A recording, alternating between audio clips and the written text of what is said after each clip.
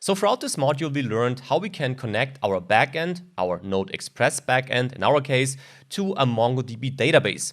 We learned what MongoDB actually is, we had a look at NoSQL versus SQL databases, and we learned how we can set up MongoDB with MongoDB Atlas. We then use the default MongoDB driver first to connect to the server and to create and get products. This was the code we wrote here in our Mongo.js file. We soon saw that using the MongoDB driver is fine, but a bit cumbersome. Therefore, we then added Mongoose to our project. Mongoose is the third-party library, which kind of manages the interaction between our backend and MongoDB in a very efficient way and allows us to focus on the real business logic. Also because Mongoose comes with this concept of schemas and models, which allows us to create blueprints for documents stored in our database.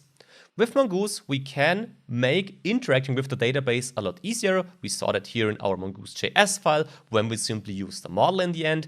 And we also saw that besides managing the connection, we saw it up here with the connect method, or saving documents easily or finding documents easily, Mongoose also helps to convert the IDs, so the object ID that gets created automatically in MongoDB, to a string. So again, another nice little helper function. And with that, we hopefully refreshed our knowledge on MongoDB and Mongoose. In the next module, we can now implement this knowledge into our course project. Really looking forward to this, so let's continue.